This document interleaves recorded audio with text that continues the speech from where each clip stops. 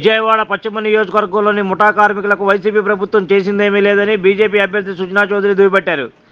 తనను గెలిపిస్తే ముఠా కార్మికుల సమస్యలను పరిష్కరించి వారికి అండగా ఉంటానని సుజనా చౌదరి తెలిపారు. ఎన్నికల ప్రచారంలో భాగంగా శనివారం కాళేశ్వరం మార్కెట్ వద్ద గల వస్త్రలతను సుజనా చౌదరి సందర్శించారు. ముఠా కార్మిక నాయకుడు చీపిళ్ళ సత్యనారాయణ ముఠా కార్మికులు సుజనాకు స్వాగతం పలికారు.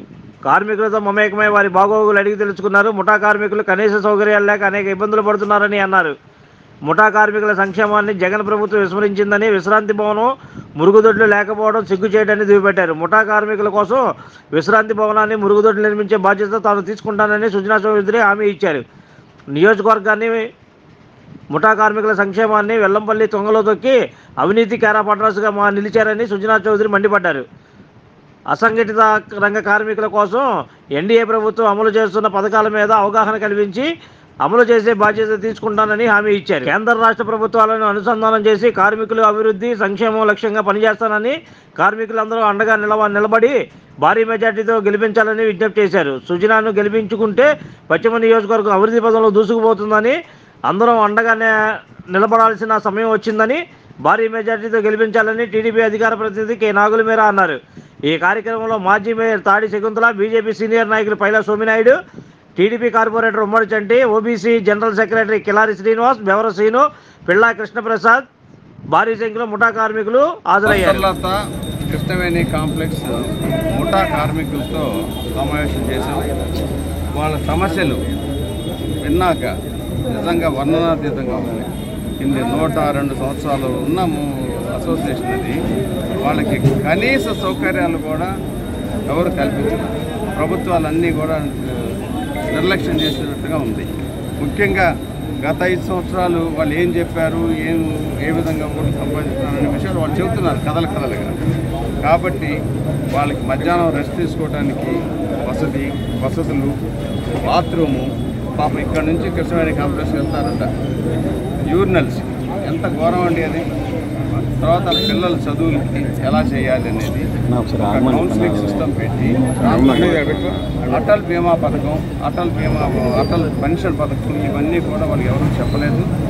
చెప్పి వాళ్ళకి ఉన్న ఎలిజిబిలిటీ అంటే వాళ్ళ అర్హతలు ఏమున్నాయి దాన్ని బట్టి ఇప్పుడు భారతదేశం నరేంద్ర మోడీ గారి నాయకత్వంలో అనేక స్కీములు ఇచ్చింది. ముఖ్యంగా అట్టడిగిన వర్గాల వారికి, పేదవారికి కావాలండి. దాంట్లో చదువుకోవడానికి ఒక లోను, ఏదైనా చిన్న ఫ్యాక్టరీ కానీ, మధ్యతరగతి చిన్న తరహా ఇదన్నిటికీ, ఆరోగ్యానికి ఉంది. వీటన్నిటికీ కూడా చెప్పేవాడు కావాలి. కాబట్టి నా ఉద్దేశం ప్రకారం ఎమ్మెల్యే ఆఫీసు ఎఫెక్టివ్గా పనిచేసి 22 డివిజన్స్లో కనుక వాళ్ళకి కౌన్సిలర్స్ పెట్టి ఇలాంటి సమస్యలన్నీ కూడా నోటీసులకు వస్తాయి.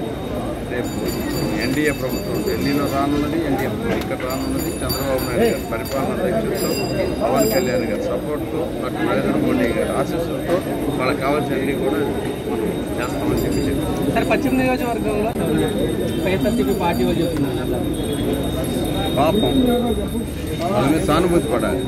ప్రతి చోట నేను అడుగుతున్నా, అయ్యా నేనేమో నేర్చుకోవాల్సి ఉందా వాళ్ళ దగ్గర అంటే, వాళ్ళు అశోకుడు చెట్లు నాటారని మాత్రం గట్టిగా చెప్తున్నారు. మొక్కలు నాటారని, అవి చెట్లై ఉన్నాయి. ఆ చెట్లు నరికారు వీళ్ళు, అంతకుమించి చేసింది ఏమీ లేదు.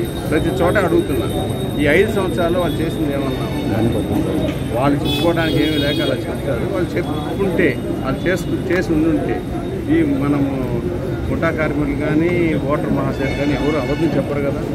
బెనిఫిట్ పొంది ఏ ఒక్కళ్ళు ఈ పని చేశారు, ఈ డ్రైనేజ్ సిస్టమ్ చేశారనో, రోడ్ వేశారనో, కరెంట్ చేశారనో, వ్యక్తిగతంగా ఏమన్నా కొంతమందికి ఏమన్నా చేశారనో వాళ్ళైతే నాకు తడత్తు వల్ల మామూలుగా మాట్లాడితే మాత్రం ఎవరు కూడా దాన్ని ఆమోదించరు. ఇది చేసేవాళ్ళని మీడియా వాళ్ళే పదే అడుగుతున్నారు. ప్రతి ఒక్కరికి ఇదే చెప్పాలి. వాళ్ళు చేశారో నేనుగా సాక్ష్యం, ఇక్కడ ఓటర్ మహాశయులు ప్రజలే చెప్పాలి. మీడియా వాళ్ళు మీరందరూ కూడా ఇక్కడ ఉంటారు కాబట్టి మీరు తీసి చెప్పాలి. అప్పుడు ఇప్పుడు 5 సంవత్సరాల క్రితం ఏదన్నా ఒకటి ఇలా ఉంది, తర్వాత ఇలా చేశామని చెప్పాలి.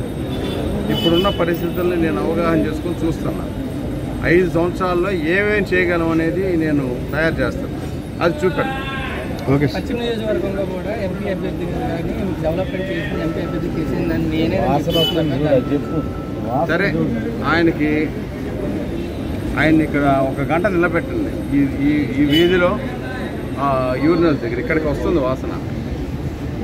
ఆ మహానుభావుడు అని మీరు అనుకుంటే, ఆ పెద్ద మనిషి అని అనుకుంటే చూడండి సార్, తీసుకొచ్చి ఆయన నిలబెట్టండి. నేను ప్రత్యర్థిగా నేను వాళ్ళ గురించి చూసి సానుభూతి పడవలసిందే కానీ అయ్యో ఇలాంటి వాళ్ళు కూడా ప్రజాప్రతినిధులు అయ్యారని బాధపడాలి. కానీ అంటే ప్రజలు మోసపడ్డారు, అంతకంటే నేను సమాధానం చెప్పలేదు. Okay sir.